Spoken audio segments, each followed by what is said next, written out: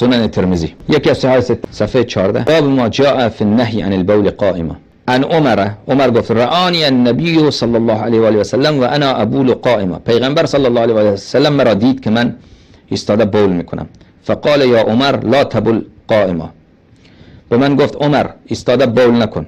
فما بولتو قائما بعد از این واقعا من دیگر ایستاده بول نکردم. نهایت بی‌ادبی که انسان اولا در برابر چشم دیگران مثلا بره بول بکنه، اونم ایستاده بول بکنه، اونم در برابر چشم حضرت رسول صلی الله علیه و آله و سلم این بی‌ادبی را بکنه. از این بی‌شرمی چه بالاتر؟ بعد از این کار من دیگر ایستاده بول نکردم و این دروغه. سنن کبرای بیهقی مجلد اول کتاب الطهاره باب بول قاعده صفحه 165 حدیث 495 قال عمر البول قائما احسن للدبر. کسی که ایستاده بول بکنه اون نشیمنگاهش سفت میشه، محکم میشه. این چی مشکلی داشته اونجایی؟